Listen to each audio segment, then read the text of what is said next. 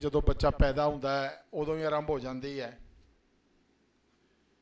ਜਦੋਂ ਬੱਚੇ ਨੂੰ ਥੋੜੀ ਜਿਹੀ ਸੁਰਤ ਆਉਂਦੀ ਹੈ, ਉਹਨੂੰ ਕੋਈ ਖਿਡੌਣੇ ਦੇ ਦਿੱਤੇ ਜਾਣ ਤੇ ਉਹ ਕਹਿੰਦਾ ਜੀ ਇਹ ਮੇਰੇ ਨੇ, ਭਰਾਵਾਂ ਭੈਣਾਂ ਨੂੰ ਵੀ ਹੱਥ ਨਹੀਂ ਲਾਉਣ ਦਿੰਦਾ। ਇੱਥੋਂ ਹੀ ਹਉਮੈ ਦੀ ਆਰੰਭਤਾ ਹੋ ਜਾਂਦੀ ਹੈ ਤੇ ਇਹ ਸਾਰੀ ਜ਼ਿੰਦਗੀ ਤੱਕ ਨਾਲ ਨਿਭਦੀ ਹੈ ਜੇ ਕਿਤੇ ਗੁਰੂ ਸਾਹਿਬ ਦੀ ਕਿਰਪਾ ਦੇ ਪਾਤਰ ਨਾ ਬਣ ਜਾਈਏ। ਬੜਾ ਸਾਰਾ ਜ਼ਿਕਰ ਗੁਰਬਾਣੀ ਦੇ ਵਿੱਚ ਹਉਮੈ ਦਾ, ਬਹੁਤ ਸਾਰਾ ਜ਼ਿਕਰ ਗੁਰਬਾਣੀ ਦੇ ਵਿੱਚ ਹੁਕਮ ਦਾ। ਇਹਨਾਂ ਦੋਨਾਂ ਨੂੰ ਅੱਜ ਮਿਲਾ ਕੇ ਵੀ ਆਪਣੀ ਹਉਮੈ ਨੂੰ ਖਤਮ ਕਰਕੇ ਕਿਵੇਂ ਉਸ ਹੁਕਮ ਤੱਕ ਪਹੁੰਚਣਾ ਹੈ, ਜਿਸ ਹੁਕਮ ਤੱਕ ਪਹੁੰਚ ਕੇ ਹਉਮੈ ਦਾ ਨਾਸ ਹੋ ਜਾਣਾ ਹੈ। ਜਦੋਂ ਆਪਾਂ ਜਪਜੀ ਸਾਹਿਬ ਦੀ ਬਾਣੀ ਪੜ੍ਹਦੇ ਹਾਂ ਤੇ ਪਾਤਸ਼ਾਹ ਕਹਿੰਦੇ ਨੇ, ਨਾਨਕ ਹੁਕਮੈ ਜੇ ਬੁਝੈ ਤਾਂ ਹਉਮੈ ਕਾਹੈ ਨਾ ਕੋਈ। ਹਉਮੈ ਖਤਮ ਹੋਏਗੀ ਉਦੋਂ ਜਦੋਂ ਹੁਕਮ ਦੀ ਸਮਝ ਆਏਗੀ। ਤੇ ਅੱਜ ਦਾ ਇਹ ਵਿਸ਼ਾ ਸਾਡੇ ਨਾਲ ਵਿਚਾਰ ਸਾਂਝੀ ਕਰਨੀ ਹੈ ਮੇਰੇ ਬੜੇ ਸਤਿਕਾਰਯੋਗ ਵੀਰ ਅਰਵਿੰਦਰ ਸਿੰਘ ਜੀ ਨੇ, ਜੋ ਕਿ ਵਿਸ਼ੇਸ਼ ਤੌਰ 'ਤੇ ਸਾਡੇ ਸੱਦੇ ਨੂੰ ਪ੍ਰਵਾਨ ਕਰਕੇ ਮੋਹਾਲੀ ਤੋਂ ਇੱਥੇ ਆਏ ਨੇ। ਵੀਰ ਜੀ ਇਸੇ ਕਾਲਜ ਦੇ ਸਟੂਡੈਂਟ ਰਹੇ ਨੇ, ਗੁਰਮਤਿ ਕਾਲਜ ਦੇ। ਅਸੀਂ ਇਕੱਠਿਆਂ ਹੀ MA ਕੀਤੀ ਹੈ 2000 ਤੋਂ ਲੈ ਕੇ 2002 ਤੱਕ ਵਾਲੇ ਸੈਸ਼ਨ ਦੇ ਵਿੱਚ। ਤੇ ਬੜੀ ਕਿਰਪਾ ਪਾਤਸ਼ਾਹ ਦੀ, ਇਸੇ ਕਰਕੇ ਅੱਜ ਇਹਨਾਂ ਨੂੰ ਇੱਥੇ ਯਾਦ ਕੀਤਾ ਹੈ ਕਿ ਤੁਸੀਂ ਇੱਥੇ ਆਓ ਤੇ ਆ ਕੇ ਸਾਡੇ ਨਾਲ ਇਹਨਾਂ ਵਿਚਾਰਾਂ ਦੀ ਸਾਂਝ ਕਰਨੀ ਹੈ। ਇਸ ਤੋਂ ਪਹਿਲਾਂ ਕਿ ਮੈਂ ਵੀਰ ਜੀ ਨੂੰ ਕਾਲ ਕਰਾਂ, ਮੈਂ ਪਹਿਲਾਂ ਬੇਨਤੀ ਕਰਾਂਗਾ ਗੁਰਮਤਿ ਕਾਲਜ ਦੇ ਚੇਅਰਮੈਨ ਵੀਰ ਜਤਿੰਦਰਪਾਲ ਸਿੰਘ ਜੀ ਗੋਲਡੀ ਵੀਰ ਜੀ, ਉਹ ਵੀਰ ਜੀ ਨੂੰ ਜੀ ਆਇਆਂ ਕਹਿਣਗੇ ਤੇ ਉਸ ਤੋਂ ਬਾਅਦ ਵੀਰ ਅਰਵਿੰਦਰ ਸਿੰਘ ਜੀ ਆਪਣੇ ਇਸ ਵਿਸ਼ੇ 'ਤੇ ਸਾਡੇ ਨਾਲ ਵਿਚਾਰਾਂ ਦੀ ਸਾਂਝ ਪਾਉਣਗੇ, ਹਉਮੈ ਤੋਂ ਹੁਕਮ ਤੱਕ। ਵੀਰ ਜਤਿੰਦਰਪਾਲ ਸਿੰਘ ਗੋਲਡੀ ਵੀਰ ਜੀ।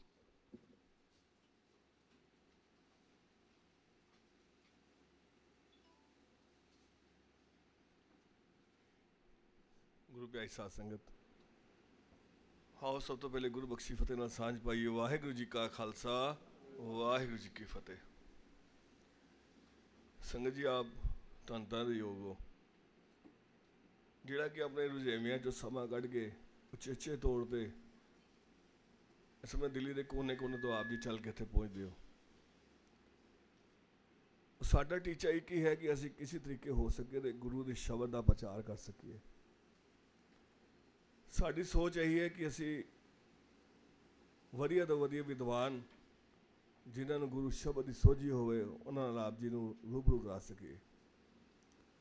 ਅਸੀਂ ਧੰਨਵਾਦ ਕਰਨੇ ਹਾਂ ਸਰਦਾਰ ਅਰਵਿੰਦਰ ਸਿੰਘ ਜੀ ਦਾ, ਜਿਨ੍ਹਾਂ ਨੇ ਅੱਜ ਇੱਥੇ ਆ ਕੇ ਇਸ ਗਲੀ ਦੇ ਅੰਦਰ ਆਪਣੀ ਸੇਵਾ ਦੀ ਹਾਜ਼ਰੀ ਭਰੀ ਹੈ। ਅੱਗੇ ਵੀ ਅਸੀਂ ਕੋਸ਼ਿਸ਼ ਕਰਾਂਗੇ ਕਿ ਵਧੀਆ ਤੋਂ ਵਧੀਆ ਪ੍ਰੋਫੈਸਰ, ਟੀਚਰਸ, ਵਿਦਵਾਨ ਇੱਥੇ ਆ ਕੇ ਆਪ ਜੀ ਨੂੰ ਇਸ ਸ਼੍ਰੰਖਲਾ ਦੇ ਅੰਦਰ ਜੋ ਸਾਡੀ ਚੱਲ ਰਹੀ ਇਸ ਲੜੀ ਦੇ ਅੰਦਰ ਆਪ ਜੀ ਨੂੰ ਇਸ ਗੁਣਾਂ ਦਾ ਭੰਡਾਰ ਦੇ ਵਿੱਚੋਂ ਜਿਹੜੇ ਗੁਰੂ ਸਾਹਿਬ ਨੇ ਬਖਸ਼ੀ ਹੋਈ ਸਾਨੂੰ, ਗੁਰੂ ਗ੍ਰੰਥ ਸਾਹਿਬ ਮਹਾਰਾਜ ਦੇ ਦਾਤ ਬਖਸ਼ੀ ਹੈ, ਉਹਦੇ 'ਚੋਂ ਮੈਂ ਕਹਿੰਦਾ ਟੁੱਬੀਆਂ ਜਿਹੜੀਆਂ ਅਸੀਂ ਸੰਸਾਰ ਦੇ, ਦੇਖੋ ਸੱਚ ਜਾਣਨਾ, ਜਿਹੜਾ ਗੁਰੂ ਗ੍ਰੰਥ ਸਾਹਿਬ ਮਹਾਰਾਜ ਹੈ ਇੱਕ ਭਵਸਾਗਰ ਹੈ। ਗੁਰੂ ਗ੍ਰੰਥ ਸਾਹਿਬ ਦੇ 1430 ਅੰਗ ਐਸੇ ਹਨ ਜਿਹਨੇ ਇਹਨਾਂ ਦੇ ਅੰਦਰ ਟੁੱਬੀਆਂ ਲਾ ਲਈਆਂ, ਜਿਨ੍ਹਾਂ ਨੇ ਸਮਝ ਲਿਆ, ਜਿਨ੍ਹਾਂ ਨੇ ਵਿਚਾਰ ਲਿਆ, ਉਹਨੂੰ ਜੀਵਨ ਦੇ ਅੰਦਰ ਕਦੀ ਕੋਈ ਤਰੁੱਟੀ ਨਹੀਂ ਆ ਸਕਦੀ। ਸੱਚ ਜਾਣਨਾ, ਪਰ ਲੋੜ ਹੈ ਗੁਰੂ ਸ਼ਬਦ 'ਤੇ ਵਿਚਾਰ ਕਰਨ ਦੀ, ਗੁਰੂ ਸ਼ਬਦ ਨੂੰ ਸਮਝਣ ਦੀ। ਅਸੀਂ ਉਸ ਲੋੜ ਨੂੰ ਪੂਰਾ ਕਰਨ ਦੀ ਕੋਸ਼ਿਸ਼ ਕਰ ਰਹੇ ਹਾਂ। ਛੋਟਾ ਜਿਹਾ ਉਪਰਾਲਾ ਹੈ ਦਿੱਲੀ ਸਿੱਖ ਗੁਰਦੁਆਰਾ ਪ੍ਰਬੰਧਕ ਕਮੇਟੀ ਦਾ, ਔਰ ਇਸ ਦੇ ਅੰਦਰ ਸਾਨੂੰ ਤੁਹਾਡਾ ਸਹਿਯੋਗ ਬਹੁਤ ਜ਼ਰੂਰੀ ਚਾਹੀਦਾ ਹੈ ਕਿ ਜਿਹਦੇ 'ਚ ਆਪ ਜੀ, ਜਿੱਥੇ ਆਪ ਜੀ ਪ੍ਰੇਰ ਕੇ ਇੱਥੇ ਆਓ ਅਤੇ ਇਸ ਸ਼ਬਦ ਦੇ ਪ੍ਰਚਾਰ ਦੇ ਅੰਦਰ ਸੇਵਾ ਆਪਣੀ ਜ਼ਰੂਰ ਪਾਓ। ਉਹ ਜਿਸ ਤਰ੍ਹਾਂ ਮੇਰੇ ਵੀਰ ਜੀ ਦੱਸਿਆ ਕਿ ਇੱਥੋਂ ਹੀ MA ਕਰਕੇ ਇਹਨਾਂ ਨੇ ਵੀਰ ਜੀ ਨੇ ਇੱਥੋਂ ਦੀ ਗਏ ਹਨ, ਔਰ ਅੱਜ ਇਸੇ ਕਾਲਜ 'ਚ ਆ ਕੇ, ਇਸੇ ਗੁਰਮਤਿ ਦੇ ਕਾਲਜ ਵਿੱਚੋਂ ਆ ਕੇ ਇਹਨਾਂ ਨੇ ਇੱਥੇ ਕਲਾਸਿਸ ਲੈ ਰਹੇ ਹਨ। ਉਹ ਸਾਡੀ ਵੀ ਕੋਸ਼ਿਸ਼ ਹੋਏਗੀ ਜਿਵੇਂ ਸਾਡੇ ਇਸ ਗੁਰਮਤਿ ਦੇ ਸ਼ਾਰਟ ਟਰਮ ਕੋਰਸ ਵਿੱਚੋਂ ਜਿਹੜੇ ਵੀ ਵੀਰ ਸਿੱਖ ਕੇ ਜਾਣ, ਅਸੀਂ ਉਹਨਾਂ ਦੀ ਸੇਵਾ ਲੈ ਕੇ ਅੱਗੇ ਇੱਕ ਸਮੇਂ ਦੇ ਲੋਕਾਂ ਨੂੰ, ਸੰਗਤਾਂ ਨੂੰ ਇੱਕ ਪ੍ਰੂਫ ਦਿੱਤਾ ਜਾਏਗਾ, ਇੱਕ ਦੱਸਿਆ ਜਾਏਗਾ ਕਿਸ ਤਰੀਕੇ ਨਾਲ ਇੱਥੋਂ ਸਿੱਖਣ ਤੋਂ ਬਾਅਦ ਅਸੀਂ ਸ਼ਬਦ ਦਾ ਪ੍ਰਚਾਰ ਆਪ ਵੀ ਕਰ ਸਕਦੇ ਹਾਂ। ਸੋ ਮੈਂ ਆਸ ਕਰਾਂਗਾ ਜਿੱਥੇ ਆਪ ਜੀ ਕਈਆਂ ਨੇ ਕਈ ਇੱਥੇ ਕਲਾਸਾਂ ਲਈਆਂ ਨੇ, ਕਈ ਸੱਜਣਾਂ ਨੇ ਇੱਥੇ ਮੈਂ ਸਮਝਦਾ ਪਿਛਲੇ ਜਿਵੇਂ 30 ਸੈਸ਼ਨ ਹੋ ਗਏ ਨੇ, ਕਈ ਸੈਸ਼ਨ ਤੋਂ 10-10, 15-15 ਸੈਸ਼ਨ ਤੋਂ ਉਹਨਾਂ ਦੀ ਹਾਜ਼ਰੀਆਂ ਭਰੀਆਂ ਨੇ। ਕੋਸ਼ਿਸ਼ ਕਰਾਂਗੇ ਕਿ ਅਸੀਂ ਉਹਨਾਂ ਦਾ ਐਕਸਪੀਰੀਅੰਸ ਉਹਨਾਂ ਨੇ ਜਿਹੜਾ ਗਿਆਨ ਲਿਆ ਹੈ, ਉਹ ਗਿਆਨ ਅੱਗੇ ਵੰਡਣ ਵਾਸਤੇ ਅਸੀਂ ਇਹਨਾਂ ਨੂੰ ਸੇਵਾ 'ਚ ਇਸ ਸੇਵਾ ਹਿੱਸਾ ਪਾਵਾਂਗੇ। ਸੋ ਮੈਂ ਧੰਨਵਾਦ ਕਰਨਾ ਸਰਦਾਰ ਰਵਿੰਦਰ ਸਿੰਘ ਜੀ ਦਾ। ਮੈਂ ਬੇਨਤੀ ਕਰਾਂਗਾ ਕਿ ਆ ਕੇ ਅਗਲੀ ਸੇਵਾ ਸੰਭਾਲਣਗੇ। ਔਰ ਜਿਹੜੀ ਕੱਲ੍ਹ ਦੀ ਕਲਾਸ ਦੀ ਛੁੱਟੀ ਕੀਤੀ, ਮੈਂ ਉਹਦੀ ਮਾਫੀ ਚਾਹੁੰਦਾ। ਅਸੀਸਾਂ ਬਖਸ਼ੋ। ਵਾਹਿਗੁਰੂ ਜੀ ਕਾ ਖਾਲਸਾ, ਵਾਹਿਗੁਰੂ ਜੀ ਕੀ ਫਤਿਹ।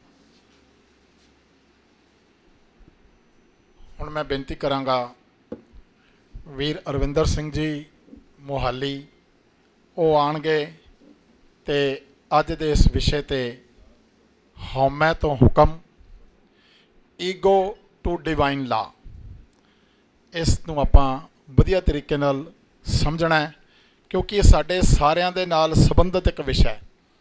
ਕੋਈ ਐਸਾ, ਮੈਂ ਆਪਾਂ ਜਿਵੇਂ ਪਹਿਲਾਂ ਵੀ ਗੱਲ ਕੀਤੀ ਕਿ ਕੋਈ ਐਸਾ ਸ਼ਾਇਦ ਹੀ ਕੋਈ ਹੋਏਗਾ ਜਿਹਦੇ ਅੰਦਰ ਹਉਮੈ ਦੀ ਚਿੰਨ੍ਹ ਨਾ ਹੋਵੇ। ਮੈਨੂੰ ਯਾਦ ਆ ਵੀਰ ਰਵਿੰਦਰ ਸਿੰਘ ਜੀ ਵੀ ਅਸੀਂ ਇਕੱਠੇ ਹੀ ਪੜ੍ਹੇ ਹਾਂ ਇੱਥੇ, ਵੀਰ ਇੰਦਰਜੀਤ ਸਿੰਘ ਜੀ ਵੀ ਬੈਠੇ ਨੇ, ਸਾਨੂੰ ਪੜ੍ਹਾਉਣ ਵਾਸਤੇ ਡਾਕਟਰ ਸ਼ਮਸ਼ੇਰ ਸਿੰਘ ਜੀ ਆਉਂਦੇ ਹੁੰਦੇ ਸਨ। ਅਤੇ ਉਹ ਇੱਕ ਗੱਲ ਕਹਿੰਦੇ ਸਨ ਕਿ ਤੁਹਾਨੂੰ ਪਤਾ ਹੀ ਨਹੀਂ ਲੱਗਦਾ ਕਿ ਤੁਹਾਨੂੰ ਹਉਮੈ ਹੈ। ਜਦੋਂ ਬੰਦਾ ਕਹਿੰਦਾ ਨਾ ਜੀ ਨਹੀਂ ਮੈਂ ਇਹ ਕੰਮ ਨਹੀਂ ਕਰਦਾ, ਜਿੱਥੇ ਮੈਂ ਵਾਲੀ ਗੱਲ ਆ ਗਈ ਨਾ, ਉਹ ਸਮਝ ਲਓ ਕਿ ਕਿਤੇ ਹਉਮੈ ਪ੍ਰਗਟ ਕਰ ਰਹੀ ਹੈ। ਹਾਂ, ਉਹਦਾ ਅਰਥ ਹੁੰਦਾ ਮੈਂ, ਅਤੇ ਉਹਦੇ ਨਾਲ ਮੈਂ ਜੁੜ ਜਾਏ ਅਤੇ ਬੰਦਾ ਮੈਂ ਕਰਦਾ ਹੈ। ਮੈਂ ਤੋਂ ਤੂੰ ਤੱਕ ਦਾ ਸਫ਼ਰ ਹੈ, ਇਹ ਆਪਾਂ ਸਮਝਣਾ ਹੈ। कबीर तू करता तू हुआ, मुझ में रहा न हूँ, जब आपा पर का मिट गया, जत देखो तत तू। ये आपां गल समझनी है। मैं बेनती करांगा वीर अरविंदर सिंह जी, वो आउणगे ते अपने इस विषय के बारे आप संगतां दे नाल विचारां दी सांझ करनगे। वीर अरविंदर सिंह जी।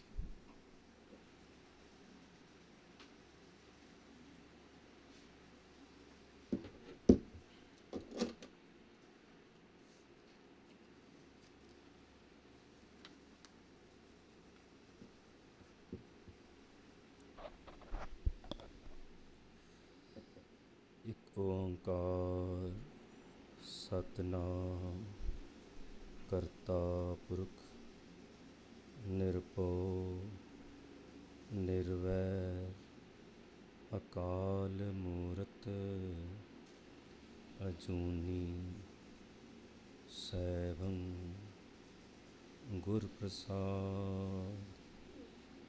क्या हम कथा किछ कथ नहीं जाना, प्रभ पावै तिवें बुलान। साध संगत की तूर इक मांगो, जन नानक प्यो शरान। गुरु रूप साध संगत जी, वाहिगुरू जी का खालसा, वाहिगुरू जी की फतेह। ਵੀਰ ਜੀ ਨੇ ਗੱਲ ਕੀਤੀ ਹੈ ਬਚਪਨ ਤੋਂ ਅਸੀਂ ਕੀ ਕਰਦੇ ਹਾਂ, ਬੱਚਿਆਂ ਦੇ ਹੋਣ ਤੋਂ ਹੀ। ਉਸ ਦੇ ਵਿੱਚ ਨਾ ਸਾਡਾ ਐਜ਼ ਅ ਪੇਰੈਂਟਸ ਵੀ ਨਾ ਕੋਈ ਇੰਨਾ ਵਧੀਆ ਰੋਲ ਨਹੀਂ ਹੁੰਦਾ, ਕਿਉਂਕਿ ਸਾਨੂੰ ਆਪ ਨੂੰ ਚਾਈਲਡ ਸਾਈਕੋਲੋਜੀ ਬਾਰੇ ਕੁਛ ਨਹੀਂ ਪਤਾ। ਕੋਈ ਨਹੀਂ, ਹੌਲੀ ਹੌਲੀ ਆਵਾਜ਼ ਤੇਜ਼ ਹੋ ਜਾਣੀ ਹੈ। ਉਹਦੇ 'ਚ ਕੀ ਹੈ, ਜਦੋਂ ਬੱਚੇ ਦੇ ਪੈਰ ਲੱਗਦੇ ਨਾ, ਬੱਚਾ ਤੁਰਨ ਲੱਗਦਾ ਹੈ।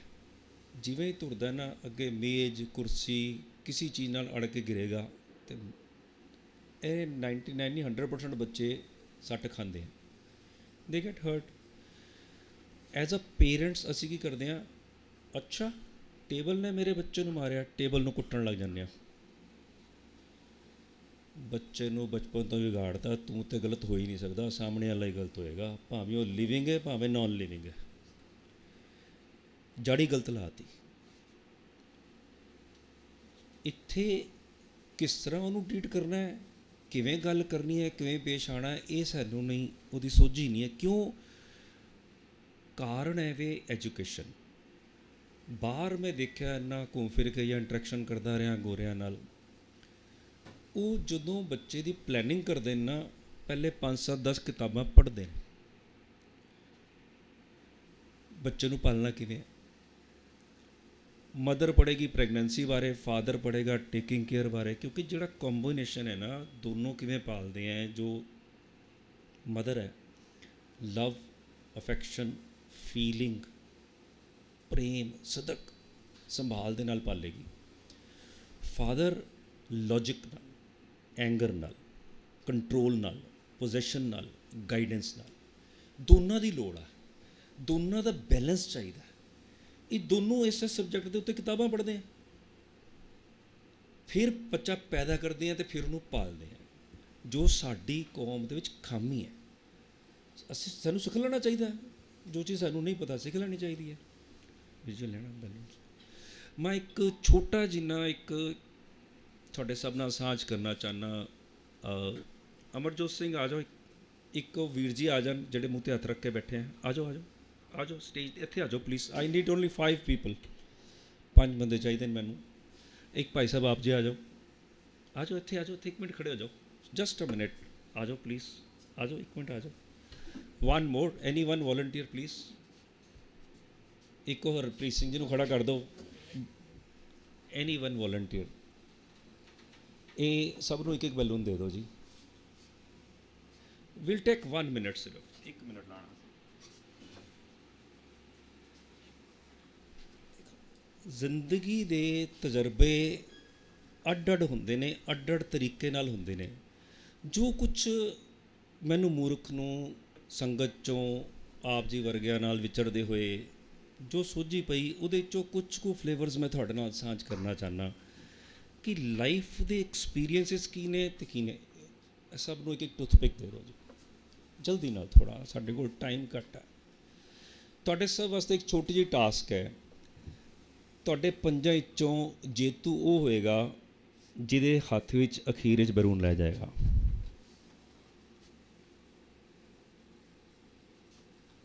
ਹੁਣ ਤੁਸੀਂ ਦੇਖੋ ਕੀ ਕਰਨਾ ਹੈ।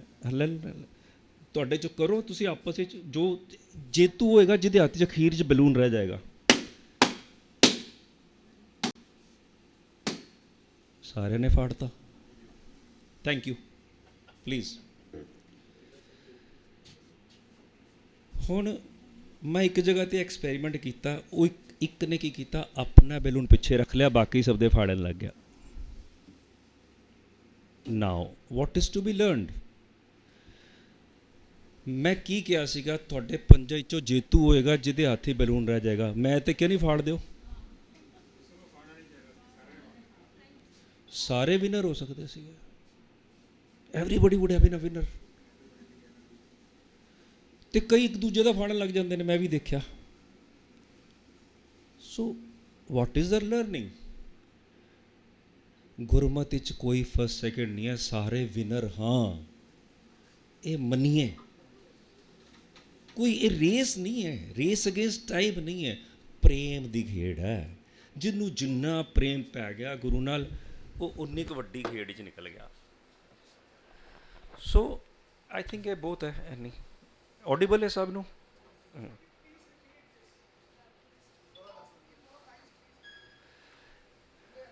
ਗੁਰਮਤਿ ਦੇ ਵਿੱਚ ਫਸਟ ਸੈਕਿੰਡ ਕੋਈ ਵੀ ਨਹੀਂ ਹੈ।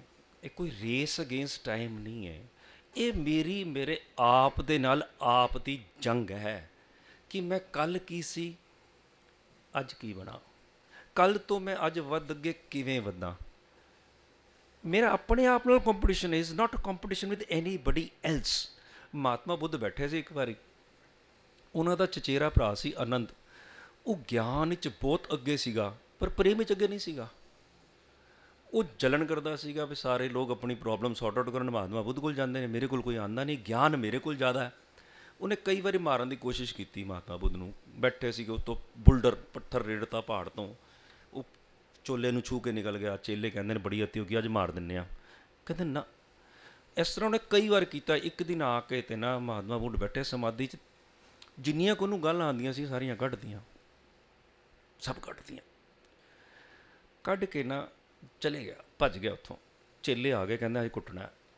ਮਹਾਤਮਾ ਕਹਿੰਦੇ ਰਹਿਣ ਦੇ, ਪਿਛਲਾ ਹਿਸਾਬ ਬਰਾਬਰ ਹੋ ਰਿਹਾ, ਛੱਡ ਪਰੇ।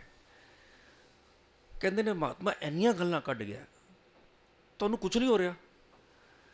ਕਹਿੰਦਾ ਤੂੰ ਮੇਰੇ ਵਾਸਤੇ ਫੁੱਲਾਂ ਦਾ ਗੁਲਦਸਤਾ ਅਤੇ ਇੱਕ ਫਲ ਦੀ ਟੋਕਰੀ ਲੈ ਕੇ ਆ।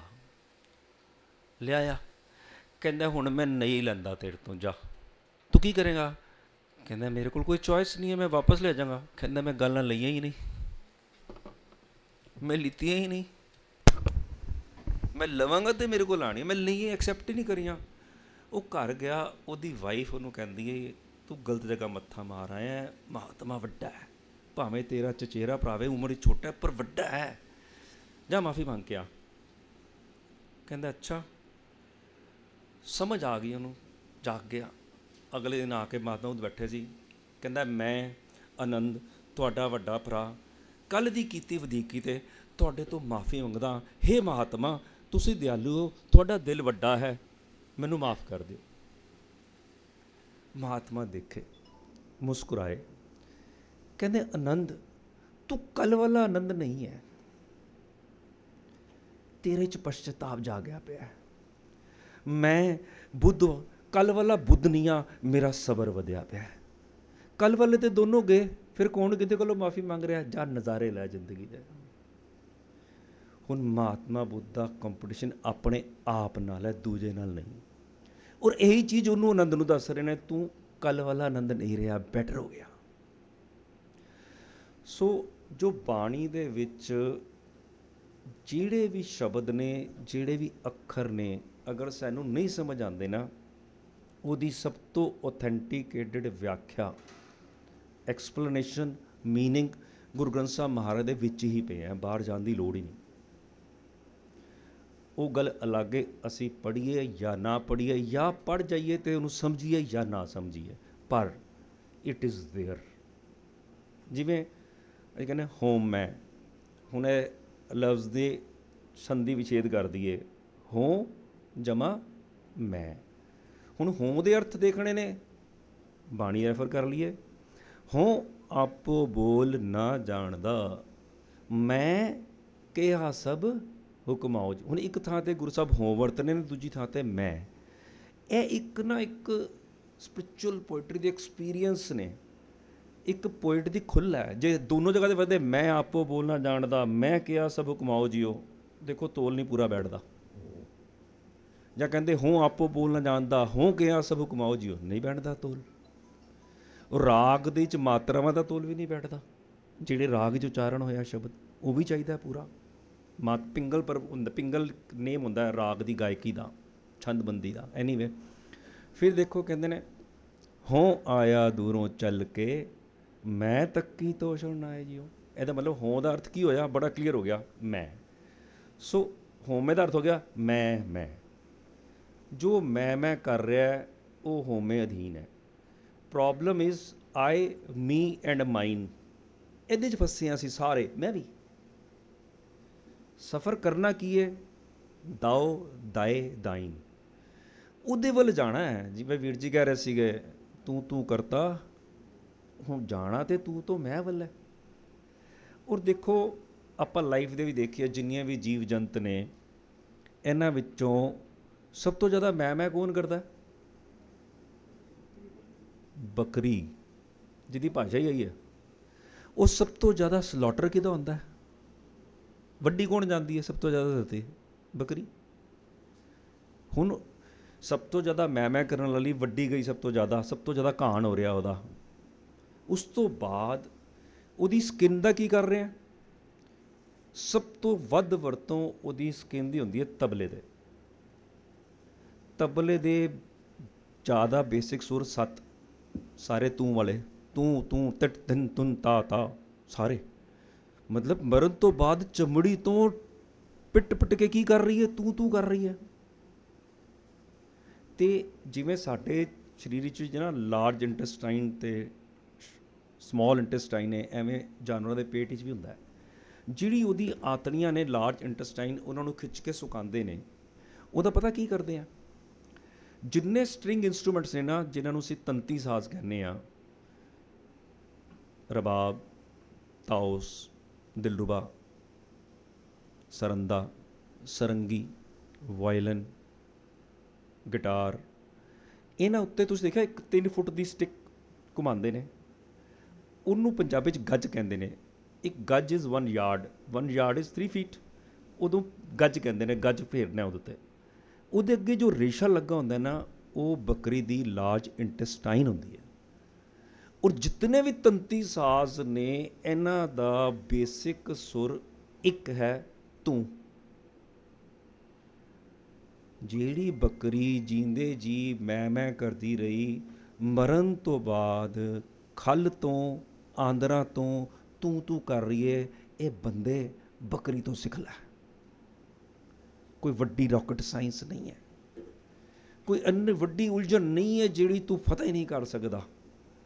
बस प्रॉब्लम की है, ਜਿਹੜਾ ਵੀ ਕੰਮ ਅਸੀਂ ਕਰ ਰਹੇ ਹਾਂ ਜਿਹਦੇ ਵਿੱਚ ਮੈਂ ਆਪਣੇ ਆਪ ਨੂੰ ਸੈਂਟਰ ਰੱਖਿਆ, ਮੇਰਾ ਮਨ ਸੈਂਟਰਡ ਹੈ, ਮੇਰਾ ਮਨ, ਮੇਰੀ ਗੱਡੀ, ਮੇਰਾ ਘਰ, ਮੇਰਾ ਬਿਜ਼ਨਸ, ਮੇਰੇ ਧੀ, ਮੇਰਾ ਪੁੱਤਰ, ਮੇਰੇ ਕੱਪੜੇ, ਮੇਰਾ ਵਪਾਰ, ਮੇਰੇ ਰਿਸ਼ਤੇਦਾਰ, ਮੇਰਾ ਰੁਤਬਾ, ਮੇਰੀ ਇੱਜ਼ਤ, ਜਿੱਥੇ ਜਿੱਥੇ ਮੈਂ ਆਪਣੇ ਆਪ ਨੂੰ ਸੈਂਟਰ ਕੀਤਾ ਹੈ ਉਹ ਕੱਖ ਵੀ ਨਹੀਂ ਹੈ, ਹੋਵੇਂ ਹੀ ਹੈ, ਉਸ ਤੋਂ ਅੱਡ ਕੁਛ ਵੀ ਨਹੀਂ ਹੈ।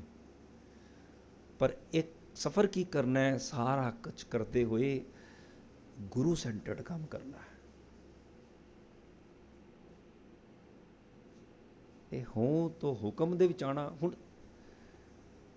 होमे वाला बंदा हुक्म चलांदा है, हुक्म विच नहीं आएगा, हुक्म आप दा चलाएगा, अपने उत्ते भी दूजियां ते भी।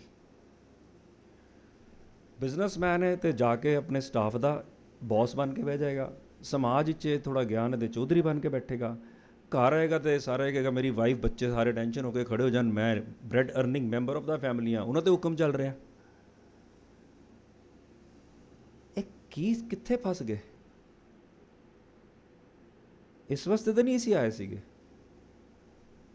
84 लाख जोनियां ने जिहदे चो ह्यूमन इनकारनेशन एक है।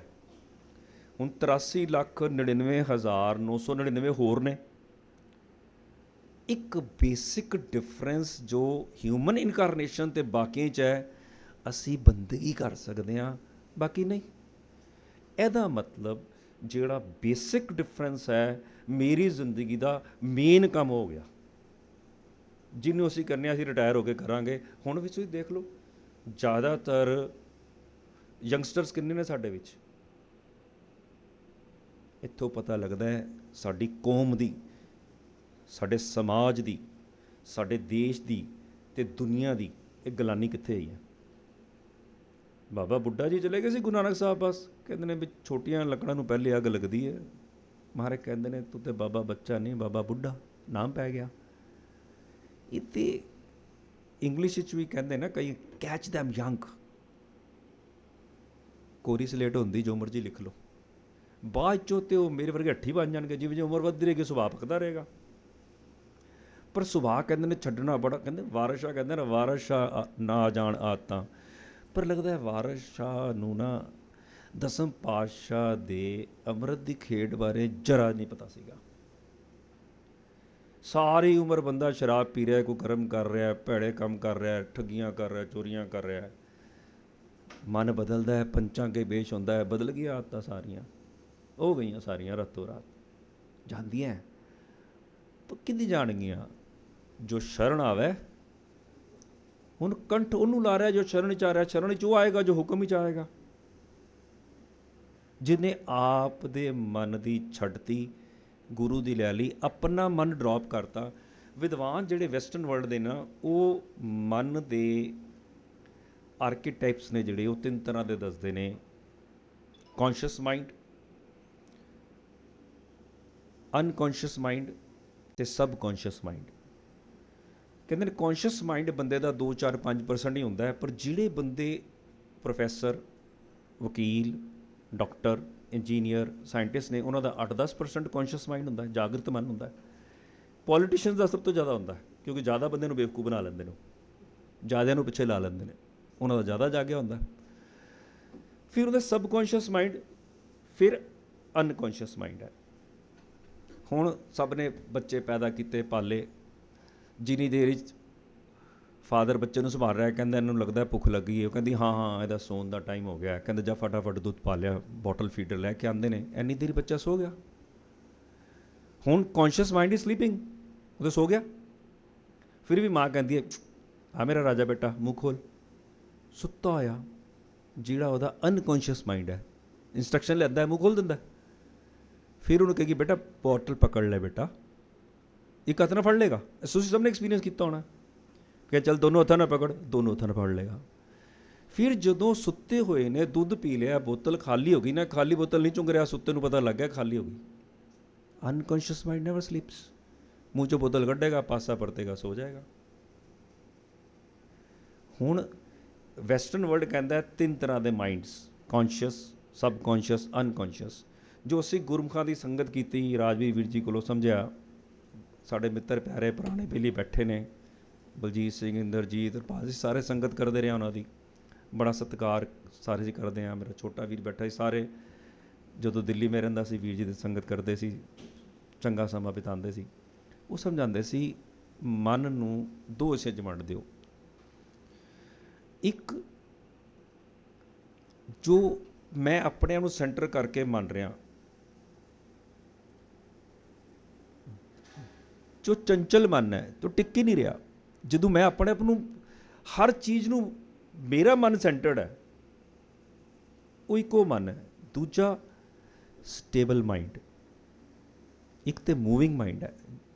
ਮੂਵਿੰਗ ਮਾਈਂਡ ਦੇ ਨਾਲ ਮੈਂ ਜੋ ਕੁਝ ਵੀ ਕਰ ਰਿਹਾ, ਪ੍ਰਾਪਤੀ ਕਰ ਰਿਹਾ, ਮੂਵਿੰਗ ਮਾਈਂਡ ਨਾਲ ਹੈ। ਚਾਹੇ ਮੈਂ ਬੱਚੇ ਪੈਦਾ ਕਰ ਰਿਹਾ, ਵਪਾਰ ਕਰ ਰਿਹਾ, ਗੱਡੀਆਂ ਕੋਠੀਆਂ ਮੈਂਡ, ਜੋ ਕੁਝ ਵੀ ਕਰ ਲਿਆ ਮੇਰਾ ਮੂਵਿੰਗ ਮਾਈਂਡ ਦੀ ਉਪਜ ਹੈ।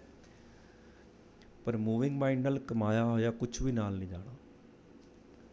ਕਹਿੰਦੇ ਦੂਜਾ ਸਟੇਬਲ ਮਾਈਂਡ ਹੈ, ਜਿਹਨੂੰ ਜਪਜੀ ਮਹਾਰਾਜ ਕਹਿੰਦੇ ਨਾ, ਐਰਣ ਮਤ।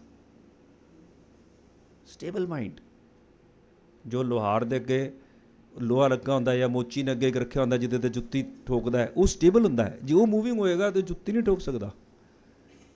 ਉਹ ਸਟੇਬਲ ਚਾਹੀਦਾ। ਕਹਿੰਦੇ ਨੇ ਐਵੇਂ ਐਰਣ ਮਤ ਚਾਹੀਦੀ ਹੈ। ਵੇਦ ਹਥਿਆਰ, ਸ਼ਬਦ ਦੀ ਚੋਟ ਮਾਰ ਉਹਦੇ ਤੇ। ਕਬੀਰ ਸਾਹਿਬ ਨਾ ਬੈਠੇ ਸੀਗੇ ਛੰਨ ਪਾ ਕੇ, ਬਾਹਰ ਹੀ ਬੈਠੇ ਬੰਦਗੀ ਕਰਦੇ ਰਹਿੰਦੇ ਸੀਗੇ। ਇੱਕ ਬੰਦਾ ਆਇਆ, ਕਹਿੰਦਾ ਜੀ ਮੇਰਾ ਨਾ ਮਨ ਨਹੀਂ ਟਿਕਦਾ, ਮੈਨੂੰ ਭੇਜ ਦਿਓ, ਮੈਨੂੰ ਸਮਝਾਓ। ਕਬੀਰ ਸਾਹਿਬ ਉੱਠੇ, ਉਹਦੀ ਸ਼ਕਲ ਦੇਖੀ, ਉਹ ਜਿਹੜਾ ਤੰਬੂ ਗੜਿਆ ਸੀ ਨਾ, ਹਥੌੜਾ ਚੁੱਕਿਆ, ਉਹ ਤੰਬੂ ਦੇ ਕਿੱਲੇ 'ਤੇ ਠੋਕਿਆ, ਅੱਠਾਂ ਤੰਬੂ ਹੀ ਵੜ ਗਏ।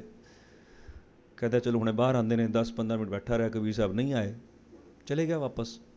ਅਗਲੇ ਫਿਰ ਆ ਗਿਆ, ਕਬੀਰ ਸਾਹਿਬ ਮੇਰਾ ਮਨ ਨਹੀਂ ਟਿਕਦਾ। ਕਬੀਰ ਸਾਹਿਬ ਨੇ ਫਿਰ ਉਹ ਐਕਸਰਸਾਈਜ਼ ਕੀਤੀ, ਫਿਰ ਤੰਬੂ ਚਲੇ ਗਏ, ਫਿਰ ਬੈਠਾ ਰਿਹਾ।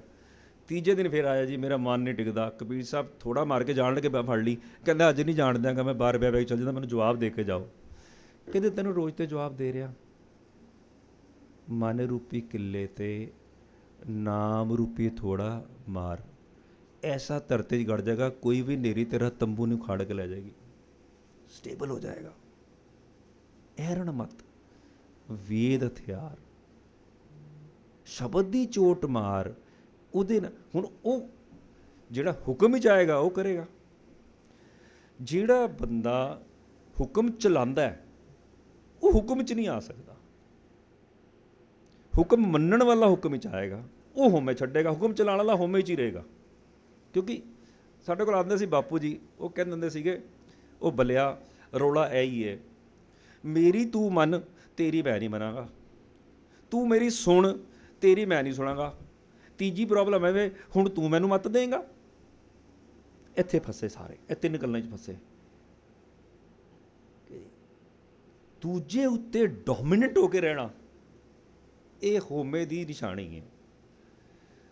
ਮਹਾਰਾਜ ਕੀ ਕਹਿੰਦੇ ਨੇ, ਜਬ ਲਗ ਦੁਨੀਆ ਰਹੀਏ ਨਾਨਕ ਕੁਛ ਸੁਣਨਾ ਤੇ ਹੈ ਹੀ ਨਹੀਂ, ਕਹਿਣਾ ਹੀ ਕਹਿਣਾ। ਕਹਿਣਾ ਵੀ ਇੰਝ ਕਿ ਤੂੰ ਹੀ ਮੰਨੇਗਾ ਜੋ ਮੈਂ ਕਹਿਤਾ, ਉਹੀ ਮੇਰੀ ਪੱਥਰ ਦੀ ਲਕੀਰ ਹੈ। ਫਿਰ ਕੀ ਹੁਕਮ ਵਿੱਚ ਆਏ? ਫਿਰ ਤੇ ਕੁਛ ਸੁਣਿਆ ਤੇ ਹੈ ਨਹੀਂ, ਕੀ ਹੀ ਗਿਆ। 1 ਵੇ ਟ੍ਰੈਫਿਕ ਹੋਇਆ, 2 ਵੇ ਟ੍ਰੈਫਿਕ ਤੇ ਹੋਇਆ ਹੀ ਨਹੀਂ ਹੋਇਆ। ਫਿਰ ਕਿਸ ਤਰ੍ਹਾਂ ਗੱਲ ਬਣੇਗੀ? ਦੇਖੋ ਬਾਣੀ ਦੇ ਵਿੱਚ ਨਾ ਜਿਹੜਾ ਹੁਕਮ ਕਰਨ ਵਾਲਾ ਹੈ ਨਾ, ਉਸ ਨੂੰ 2 ਡਿਗਰੀਆਂ ਦਿੱਤੀਆਂ ਮਹਾਰਾਜ ਨੇ। ਹੁਕਮ ਕਰੈ ਮੂਰਖ ਗਵਾਰ। ਮੂਰਖ ਕਿਹਾ ਉਹਨੂੰ, ਜਿਹੜਾ ਹੁਕਮ ਚਲਾ ਰਿਹਾ ਹੈ, ਮੰਨ ਨਹੀਂ ਰਿਹਾ। ਤੇ ਗੁਰਮਤ ਦੇ ਵਿੱਚ ਪ੍ਰਾਪਤੀ ਕਰਕੇ, ਹੁਕਮ ਵਿੱਚ ਆ ਕੇ ਆਪਣੇ ਆਪ ਨੂੰ ਵੀ ਮੂਰਖ ਵੀ ਕਹਾਇਆ। ਬਾਬਾ ਮੂਰਖ ਹਾਂ, ਮੈਂ ਤੇਰਾ ਮੂਰਖ ਹਾਂ। ਗੁਰੂ ਸਾਹਿਬ ਕਹਿ ਰਹੇ ਨੇ, ਗੁਰੂ ਸਾਹਿਬ ਮੂਰਖ ਹੈ, ਮੇਰੇ ਵਾਸਤੇ ਕਹਿ ਰਹੇ ਆ। ਜੇ ਤੂੰ ਕੁਝ ਕਰਕੇ ਆਪਣੇ ਆਪ ਨੂੰ ਜਤਵਾ ਰਿਹਾ ਹੈ, ਆਇਡੈਂਟੀਟੀ ਕ੍ਰਾਈਸਿਸ ਫਸਿਆ ਹੈ, ਫਿਰ ਤੂੰ ਮੂਰਖ ਹੈ। ਔਰ ਦੇਖੋ ਗੁਰੂ ਨਾਨਕ ਸਾਹਿਬ ਦੀ ਬਾਣੀ ਧੰਨ ਧੰਨ ਸ਼੍ਰੀ ਗੁਰੂ ਗ੍ਰੰਥ ਸਾਹਿਬ ਵਿੱਚ 16.6% ਹੈ, ਤੇ ਗੁਰੂ ਸਾਹਿਬ ਨੇ ਮੂਰਖ ਲਫ਼ਜ਼ 40% ਯੂਜ਼ ਕੀਤਾ ਹੈ। ਬਾਕੀ ਗੁਰੂ ਸਾਹਿਬਾਂ ਦੇ ਤੁਲ ਜਾਂ ਟੋਟਲ ਜਿੰਨਾ ਵਰਤਿਆ ਗਿਆ। ਦੇਖੋ ਨਿਮਰਤਾ, ਦੇਖੋ ਗੁਰੂ ਨਾਨਕ ਸਾਹਿਬ ਦੀ। ਪਰ ਜਿੱਥੇ ਉਹ ਅਸੰਖਾਂ ਦੀ ਗਿਣਤੀ ਗਿਣਦੇ ਹਨ ਜਪਜੀ ਸਾਹਿਬ ਦੇ ਵਿੱਚ, ਮੈਂ ਵੀਰ ਜੀ ਵੀ ਕਹਿ ਕੇ ਗਏ ਨੇ ਜਪਜੀ ਸਾਹਿਬ ਦਾ ਜ਼ਿਕਰ ਕੀਤਾ ਇਹਨਾਂ ਨੇ ਪੌੜੀ ਦਾ, ਪਰ ਪਹਿਲੀ ਗੱਲ ਕੀ ਕਹੀ ਹੈ ਮਹਾਰਾਜ ਨੇ? ਕਿਵ ਸੱਚਿਆਰਾ ਹੋਈ ਹੈ। ਹੁਣ ਸੱਚਿਆਰ ਬੰਦਾ ਕਿਹੜਾ ਹੋਏਗਾ? ਜਿਹੜਾ ਕੂੜ ਦੀ ਪਾਲ ਕੀ ਹੈ? ਕੰਧ, ਕਰਟਨ, ਦੀਵਾਰ, ਪਰਦਾ। ਹੁਣ ਪਰਦਾ ਹੀ ਹੈ, ਚਾਹੇ ਕਿੰਨਾ ਹੀ ਬਰੀਕ ਕਿਉਂ ਨਾ ਹੋਏ। ਸਾਰਿਆਂ ਨੇ ਬਚਪਨ ਵਿੱਚ ਬਟਰਫਲਾਈ ਪਕੜੀ ਹੋਣੀ ਹੈ, ਤਿਤਲੀ ਫੜੀ ਹੋਣੀ ਹੈ। ਤਿਤਲੀ ਨੂੰ ਫੜੋ ਨਾ, ਕਿੰਨੇ ਬਰੀਕ ਪਰ ਹੁੰਦੇ ਨੇ ਉਹਦੇ ਪਰਾਂ ਦੇ ਉੱਤੇ ਜੋ ਕਲਰ ਤੇ ਜੋ ਡਿਜ਼ਾਈਨ ਬਣਿਆ ਹੁੰਦਾ ਨਾ, ਆਪਣੀ ਉਂਗਲਾਂ ਤੇ ਛਪ ਜਾਂਦਾ। ਇੰਨੇ ਬਰੀਕ ਖੰਭ ਹੁੰਦੇ ਨੇ ਉਹਦੇ, ਕਿੰਨੇ ਮਾਈਕਰੋਨ ਦੇ ਹੁੰਦੇ ਨੇ, ਮਿਲੀਮੀਟਰ ਤੋਂ ਵੀ ਘੱਟ ਹੁੰਦੇ ਨੇ। ਮਿਲੀਮੀਟਰ ਦੇ ਵਿੱਚ ਵੀ ਨਾ 100 ਮਾਈਕਰੋਨ ਹੁੰਦੇ ਨੇ, ਕੁਝ ਮਾਈਕਰੋਨਸ ਦੇ ਹੁੰਦੇ ਨੇ ਪਰ ਉਹਦੇ। ਕਹਿੰਦੇ ਨੇ ਇੰਨਾ ਵੱਡਾ ਪਰਦਾ ਵੀ ਨਾ ਤੇਰਾ ਮਿਲਾਪ ਤੋਂ ਤੈਨੂੰ ਵਾਂਝਾ ਰੱਖ ਦੇਗਾ। ਭਾਂਬੀਰੀ ਕਹਿੰਦੇ ਨੇ ਤਿਤਲੀ ਨੂੰ, ਭਾਂਬੀਰੀ ਕੇ ਭੀਤ ਪਾੜ ਦੋ ਬਿਨ ਭੇਖੇ ਦੁਰਾਇਓ। ਤਿਤਲੀ ਜੇ ਪਰ ਜਿੰਨਾ ਵੀ ਪਰਦਾ ਨਾ ਤੇਰੇ ਮਿਲਾਪ ਦਾ ਕਾਰਨ ਨਹੀਂ ਬਣ ਸਕਦਾ। ਔਰ ਗੁਰਮਤ ਦੇ ਵਿੱਚ ਤੇ ਸੂਫੀ ਲਵ ਦੇ ਵਿੱਚ ਇੱਕ ਬੜਾ ਫਰਕ ਹੈ। ਸੂਫੀਆਂ ਦੀ ਬੰਦਗੀ ਲਵ ਦਾ ਸਿਰਾ ਹੈ, ਪਿਆਰ ਕੀਤਾ ਉਹਨਾਂ ਨੇ। ਜਿਵੇਂ ਸੂਫੀ ਕਿਵੇਂ ਆਏ? ਪਹਿਲੇ ਜੁਡਾਇਜ਼ਮ ਆਇਆ, ਜੁਡਾਇਜ਼ਮ 'ਚੋਂ ਕ੍ਰਿਸਚੈਨਿਟੀ ਆਈ, ਕ੍ਰਿਸਚੈਨਿਟੀ 'ਚੋਂ ਇਸਲਾਮ ਆਇਆ, ਇਸਲਾਮ 'ਚੋਂ ਸੂਫੀ ਆਏ। ਸੂਫੀਆਂ ਦੇ 4 ਸਿਲਸਿਲੇ ਬਣੇ, ਜ਼ੋਰਾਵਰਦੀ, ਚਿਸ਼ਤੀ, ਕਾਦੀਆਂ ਅਤੇ ਨਕਸ਼ਬੰਦੀ। ਇਹ ਫੇਮਸ ਹੋਏ। ਟੋਟਲ 108 ਸਿਲਸਿਲੇ ਸੀਗੇ। ਉਹਨਾਂ ਵਿੱਚੋਂ ਸਭ ਤੋਂ ਪਹਿਲੇ ਚਿਸ਼ਤੀ ਸਿਲਸਿਲੇ ਦੇ ਖਵਾਜਾ ਮੋਇਨੁੱਦੀਨ ਚਿਸ਼ਤੀ ਅਜਮੇਰ ਆ ਗਏ। ਉਹਨਾਂ ਦੇ ਡਿਸਾਈਪਲ ਖਵਾਜਾ ਅਬਦੁਲ ਬਖਤਾਰ ਕਾਕੀ, ਉਹਨਾਂ ਦੇ ਡਿਸਾਈਪਲ ਬਾਬਾ ਫਰੀਦ, ਜਿਨ੍ਹਾਂ ਦੀ ਬਾਣੀ ਗੁਰੂ ਗ੍ਰੰਥ ਸਾਹਿਬ 'ਚ ਆ ਗਈ। ਇਹਦਾ ਮਤਲਬ ਸਮੈਟਿਕ ਰਿਲੀਜਨ ਦਾ ਪੂਰਾ ਨਿਚੋੜ ਸ਼ਬਦ ਗੁਰੂ ਦੇ ਜ਼ਰੀਏ, ਬਾਬਾ ਫਰੀਦ ਦੀ ਬਾਣੀ ਜ਼ਰੀਏ ਗੁਰੂ ਗ੍ਰੰਥ ਸਾਹਿਬ 'ਚ ਆ ਗਿਆ। ਐਵੇਂ ਹੀ ਜੋ ਈਸਟ ਦੇ ਪਿਓਰ ਸੋਲ ਸੀਗੀਆਂ 15 ਭਗਤ, ਅਲੱਗ-ਅਲੱਗ ਕਾਸਟ, ਅਲੱਗ-ਅਲੱਗ ਇਲਾਕੇ, ਅਲੱਗ-ਅਲੱਗ ਈਸਟ ਨੂੰ ਮੰਨਣ ਵਾਲੇ, ਪਰ ਸ਼ਬਦ ਗੁਰੂ ਦੀ ਪਿਓਰਿਟੀ ਨਾਲ ਜੁੜੇ ਹੋਏ, ਉਹਨਾਂ ਦੀ ਬਾਣੀ ਆ ਗਈ। ਯਾਰਾ ਭੱਟਾ ਸਾਹਿਬ ਦੀ ਬਾਣੀ ਆ ਗਈ। ਜਿਹੜੇ ਕਹਿੰਦੇ ਨੇ ਰਿਓ ਸੰਤ ਹੋ ਟੋਲ ਸਾਧਵੋ ਤੇਰੇ ਡਿੱਠੇ, ਜਾਂ ਜਿਹੜੇ ਪੰਚਮ ਪਾਤਸ਼ਾਹ ਦੇ ਦੀਦਾਰ ਕਰਕੇ ਡਿੱਗ ਹੀ ਜਾਂਦੇ ਨੇ ਗਸ਼ ਖਾ ਕੇ। ਪੰਚਮ ਪਾਤਸ਼ਾਹ ਚੋਂ ਹੀ ਬਾਕੀ ਗੁਰੂ ਸਾਹਿਬਾਨ ਦੇ ਦਰਸ਼ਨ ਦੀਦਾਰੇ ਕਰ ਰਹੇ ਹਨ। ਤੇ ਫਿਰ ਗੁਰੂ ਨਾਨਕ ਸਾਹਿਬ ਬਾਰੇ ਕੀ ਲਿਖਦੇ ਹਨ? ਜੋਤ ਰੂਪ ਹਰ ਆਪ। ਪਰਮਾਤਮਾ ਨੇ ਜਦੋਂ ਚਾਹਿਆ ਮੈਂ ਧਰਤੀ ਤੇ ਆਵਾਂ, ਉਸ ਜੋਤ ਰੂਪ ਪਰਮਾਤਮਾ ਨੇ, ਹਰੀ ਨੇ ਜਦੋਂ ਚਾਹਿਆ, ਹੀ ਕੇਮ ਔਨ ਅਰਥ। ਤੇ ਕੀ ਕਹਾਇਆ ਉਹਨੇ? ਗੁਰੂ ਨਾਨਕ ਕਹਾਇਓ, ਜੋਤ ਰੂਪ ਹਰ ਆਪ ਗੁਰੂ ਨਾਨਕ ਕਹਾਇਓ। ਉਹਨਾਂ ਦੀ ਨਜ਼ਰ ਦੇ ਵਿੱਚ ਗੁਰੂ ਨਾਨਕ ਸਾਹਿਬ ਨਿਰੰਕਾਰ ਹੀ ਨੇ। ਹੁਣ ਇਹਦੀ ਪੁਸ਼ਟੀ ਵੀ ਬਾਣੀ 'ਚੋਂ ਲੈ ਲਓ। ਅਸੀਂ ਦੇਖੋ ਸਾਇੰਸ ਸਭ ਨੇ ਪੜ੍ਹੀ ਹੋਣੀ ਹੈ। If A is equal to B and B is equal to C, so therefore A is equal to C। ਜੇ ਇੱਕ ਇਹ ਆਬਜੈਕਟ ਇਹਦੇ ਬਰਾਬਰ ਹੈ, ਇਹ ਵਾਲਾ ਇਹਦੇ ਬਰਾਬਰ ਹੈ, ਇਹਦਾ ਮਤਲਬ ਇਹ ਵਾਲਾ ਇਹਦੇ ਬਰਾਬਰ ਹੋ ਗਿਆ ਨਾ, ਤਿੰਨੋਂ ਬਰਾਬਰ ਹੋ ਗਏ। ਦੇਖੋ ਬਾਣੀ ਗੁਰੂ, ਗੁਰੂ ਹੈ ਬਾਣੀ, ਇਹਦਾ ਬਾਣੀ ਗੁਰੂ ਹੈ। ਹੁਣ ਵਾਹ ਵਾਹ, ਬਾਣੀ, ਬਾਣੀ ਨਿਰੰਕਾਰ ਹੈ, ਬਾਣੀ ਗੁਰੂ ਹੈ, ਤੇ ਗੁਰੂ ਨਿਰੰਕਾਰ ਹੋ ਗਿਆ, ਨਹੀਂ ਹੋ ਗਿਆ? ਸੋ ਸਿੰਪਲ। ਕਿੰਨੇ ਵਧੀਆ ਤਰੀਕੇ ਨਾਲ ਮਹਾਰਾਜ ਨੇ ਸਾਨੂੰ ਸਮਝਾਇਆ। ਹੁਣ ਗੁਰੂ ਨਾਨਕ ਸਾਹਿਬ ਦੀ ਵਿਲੱਖਣਤਾ ਦੇਖੋ ਬਾਣੀ ਦੇ ਜ਼ਰੀਏ। ਮਹਾਰਾਜ ਅਸੰਖ ਦੀਆਂ ਨਾ 3 ਪੌੜੀਆਂ ਰਚਦੇ ਹਨ ਜਪਜੀ ਸਾਹਿਬ ਵਿੱਚ। ਪਹਿਲੀ ਗੱਲ ਤੇ ਉਹ ਚੰਗੇ ਗਿਣਦੇ ਹਨ, ਜਿਹੜੇ ਗੁੱਡ ਪੀਪਲ ਹਨ। ਅਸੰਖ ਜਪ, ਅਸੰਖ ਪਾਓ, ਅਸੰਖ ਪੂਜਾ, ਅਸੰਖ ਤਪਤਾਓ, ਕਿੰਨੇ ਗਿਣਦੇ ਹਨ। ਫਿਰ ਦੂਜੇ ਉਹ ਮੇਰੇ ਵਰਗਿਆਂ ਦੀ ਲਿਸਟ ਗਿਣਦੇ ਹਨ। ਅਸੰਖ ਮੂਰਖ, ਅੰਧਕੋਰ, ਅਸੰਖ ਚੋਰ, ਹਰਾਮਖੋਰ। ਪਰ ਦੇਖੋ ਕਮਾਲ, ਆਪਣੇ ਆਪ ਨੂੰ ਇਸ ਲਾਈਨ 'ਚ ਖੜਾ ਕਰਦੇ ਹਨ। ਨਾਨਕ ਨੀਚ ਕਹੇ ਵਿਚਾਰ। ਬਾਕੀ ਪਦਿਆਂ 'ਚ ਅਖੀਰ 'ਤੇ ਨਾਨਕ ਲਫ਼ਜ਼ ਨਹੀਂ ਇਸਤੇਮਾਲ ਕਰਦੇ, ਇਹਦੇ ਹੀ ਕਰਦੇ ਹਨ। ਤੇ ਨਾਨਕ ਦੇ ਕੱਕੇ ਨੂੰ ਔਕੜ ਰੱਖਦੇ ਹਨ, ਨੀਚ ਦੇ ਚੱਚੇ ਨੂੰ ਔਕੜ ਪਾਓ। ਇਹ ਨੀਚ ਮੈਂ ਆਪਣੇ ਵਾਸਤੇ ਯੂਜ਼ ਕਰ ਰਿਹਾ as per grammar of Gurbani. ਔਰ 6 ਵਾਰ ਟੋਟਲ ਗੁਰੂ ਗ੍ਰੰਥ ਸਾਹਿਬ ਵਿੱਚ ਨਾਨਕ ਨੀਚ ਆਇਆ। 6 ਦੇ 6 ਵਾਰ ਗੁਰੂ ਨਾਨਕ ਸਾਹਿਬ ਨੇ ਇਸਤੇਮਾਲ ਕੀਤਾ। ਇਸ ਤੋਂ ਵੱਡਾ ਹੋਵੇਂ ਛੱਡਣ ਦਾ ਪ੍ਰਮਾਣ ਕਿੱਥੋਂ ਲੱਭੀਏ? ਕਿੱਥੇ ਟੱਕਰਾਂ ਮਾਰੀਏ? ਪਹਿਲਾ ਗੁਰੂ, ਮੋਢੀ ਗੁਰੂ, ਆਦ ਗੁਰੂ। ਦੇਖੋ ਆਦ ਗੁਰੂ ਕਿਹਾ ਗੁਰੂ ਨਾਨਕ ਸਾਹਿਬ ਨੂੰ। ਭਾਈ ਸਾਹਿਬ ਨੰਦ ਲਾਲ ਜੀ ਕਹਿੰਦੇ ਨਾ, ਅਜ਼ ਪਸੀਨੀਆਂ ਪੇਸ਼ਦਰ ਆਮਦਾ, ਬਕਦਰੇ ਹਰਕਸ ਬੇਸ਼ਤਰ ਆਮਦਾ। ਹੇ ਗੁਰੂ ਨਾਨਕ, ਤੂੰ ਆਪਣੇ ਤੋਂ ਪਹਿਲਾਂ ਹੋਏ ਹੋਏ ਪੀਰਾਂ ਪੈਗੰਬਰਾਂ ਤੋਂ ਪਹਿਲਾਂ ਮੌਜੂਦ ਹੈ। ਦੱਸੋ, ਆਪਣੇ ਤੋਂ ਪਹਿਲਾਂ ਹੋਏ ਤੋਂ ਪਹਿਲੇ ਕੌਣ ਮੌਜੂਦ ਹੋਏਗਾ? ਨਿਰੰਕਾਰ। ਇਹ ਕਹਿ ਰਹੇ ਹਨ ਗੁਰੂ ਨਾਨਕ ਸਾਹਿਬ ਬਾਰੇ। ਤੇ ਸਭ ਦਾ ਸਿਰ ਮੋਰ ਹੈ। You are the top category. ਇਸ ਅੱਖ ਨਾਲ ਦੇਖਦੇ ਹਨ ਗੁਰੂ ਨਾਨਕ ਸਾਹਿਬ ਨੂੰ ਦਸਮ ਪਿਤਾ ਦੇ ਜ਼ਰੀਏ। ਉਹ ਦਸਮ ਪਿਤਾ ਨੂੰ ਕਿਵੇਂ ਦੇਖਦੇ ਹਨ, ਅਸੀਂ ਹੁਣ ਅੱਗੇ ਜਾ ਕੇ ਜ਼ਿਕਰ ਕਰਾਂਗੇ। ਚਲੋ ਇਸ ਵਿਸ਼ੇ ਨੂੰ ਇੱਥੇ ਹੀ ਰੱਖੀਏ। ਹੁਣ ਹੁਕਮ ਦੇ ਵਿੱਚ ਆਉਣਾ, ਜਿਹੜਾ ਹੁਣ ਸੋਦਰ ਦੀ ਪੌੜੀ ਆਪ ਜੀ ਨੂੰ ਗੁਰੂ ਗ੍ਰੰਥ ਸਾਹਿਬ ਵਿੱਚ 3 ਵਾਰ ਮਿਲੇਗੀ। ਜਪਜੀ ਸਾਹਿਬ ਵਿੱਚ, ਸੋਦਰ ਦੀ ਬਾਣੀ 'ਚ, ਤੇ ਸੋਦਰ ਰਾਗ ਜਿੱਥੇ ਆਰੰਭ ਹੁੰਦਾ ਉੱਥੇ ਵੀ, ਰਾਗ ਆਸਾ ਵਿੱਚ ਵੀ। ਹੁਣ 3 ਵਾਰੀ ਰਚ ਕੇ ਮਹਾਰਾਜ ਗਾਉਣ ਦੀ ਗੱਲ ਕਰਨ, ਗਾਵੇਂ ਖੰਡ ਮਲਰ ਵੰਡਾ ਕਰ ਕਰ ਰੱਖੇ ਦਾਰਾਂ, ਸਾਰਿਆਂ ਦੀ ਗਾਣ ਦੀ ਗੱਲ ਕਰਨ। ਗਾਣਾ ਕੀ ਹੈ? ਭਾਵ ਸਾਰੇ ਹੁਕਮ ਵਿੱਚ ਨੇ। ਹੁਣ ਪਾਣੀ ਆਪਣੀ, ਕਦੀ ਕਿਸੇ ਸੁਣਿਆ ਸੀ ਖੋਤੇ ਨੂੰ ਕੋਈ ਕਹੇ ਖੋਤਾ ਬਣ, ਕੋਈ ਸ਼ੇਰ ਨੂੰ ਕਹੇ ਸ਼ੇਰ ਬਣ, ਕੋਈ ਮੋਰ ਨੂੰ ਕਹੇ ਮੋਰ ਬਣ, ਕੋਈ ਸੱਪ ਨੂੰ ਕਹੇ ਸੱਪ ਬਣ। ਇਹ ਬੰਦੇ ਨੂੰ ਕਿਉਂ ਕਹਿਣਾ ਪੈਂਦਾ ਬੰਦਾ ਬਣ? ਤਾਂ ਤੇ ਮਾਰੇ ਕਹਿੰਦਾ ਕਰਤੂਤ ਪਸ਼ੂ ਕੀ,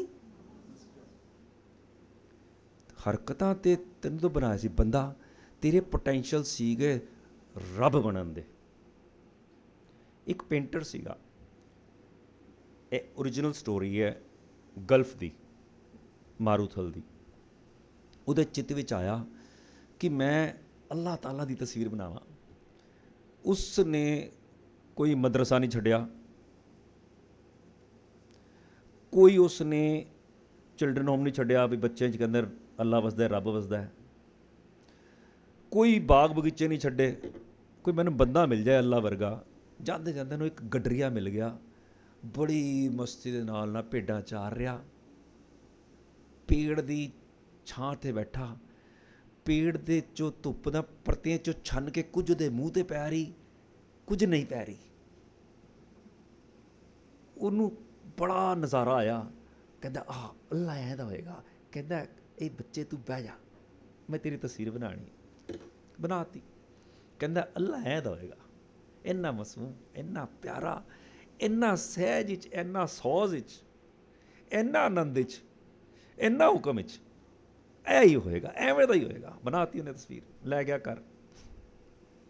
ਉਮਰ ਬੀਤ ਗਈ, 40-50 ਸਾਲ ਹੋ ਗਏ। ਉਹਦੇ ਚਿੱਤ 'ਚ ਆਇਆ ਕਿ ਇਸਲਾਮ ਅੱਲਾ ਦੀ ਗੱਲ ਕਰਦਾ, ਨਾਲ ਸ਼ੈਤਾਨ ਦੀ ਗੱਲ ਕਰਦਾ। ਮੈਂ ਸ਼ੈਤਾਨ ਦੀ ਤਸਵੀਰ ਬਣਾਵਾਂ।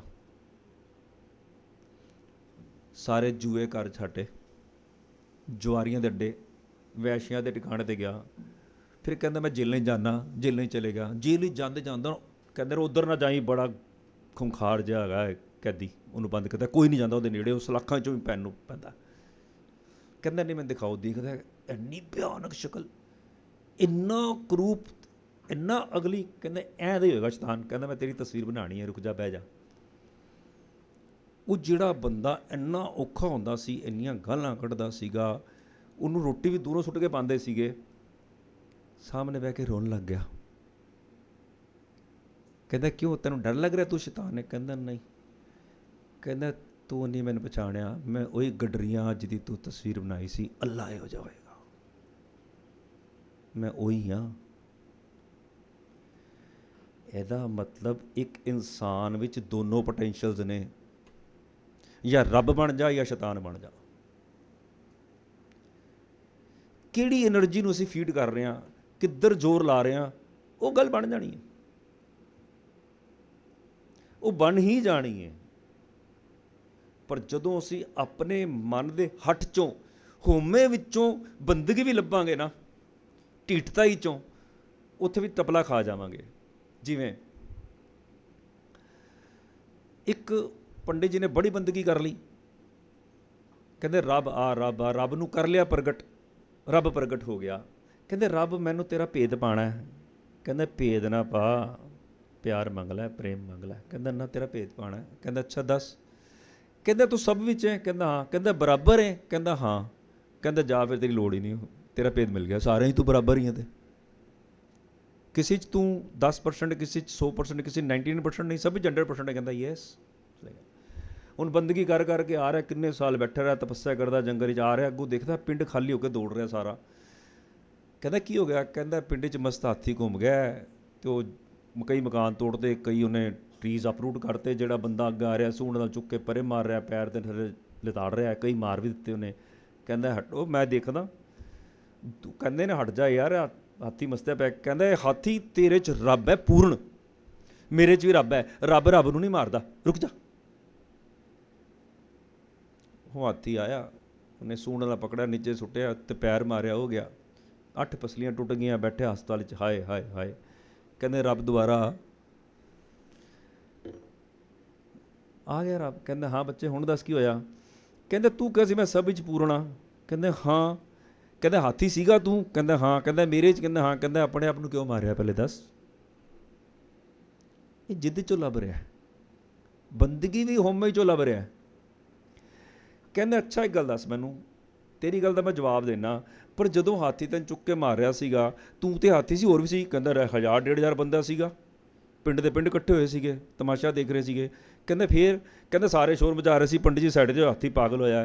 ਕਹਿੰਦੇ ਉਹਨਾਂ 'ਚ ਬੋਲਦਾ ਮੈਂ ਨਹੀਂ ਸੁਣਿਆ ਤੈਨੂੰ?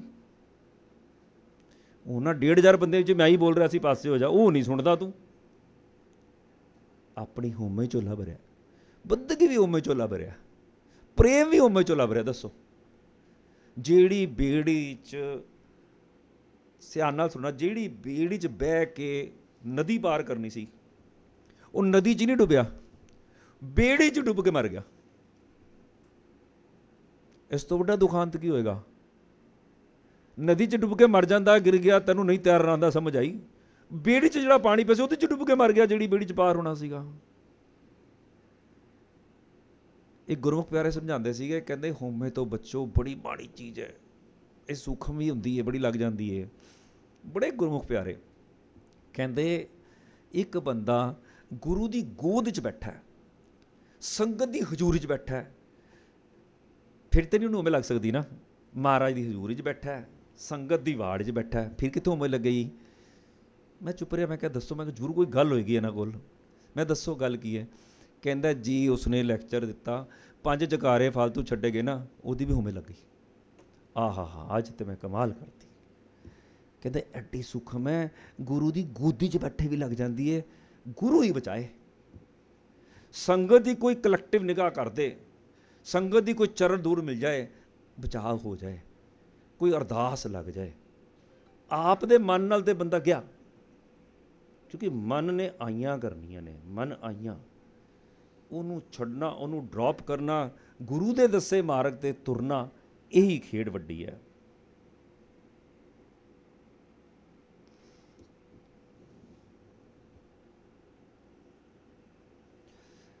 ਇੱਕ ਨਾ ਹਉਮੈ ਵਾਲਾ ਬੰਦਾ ਕਦੀ ਵੀ ਨਾ ਸਵੈ ਪੜਚੋਲ ਨਹੀਂ ਕਰੇਗਾ।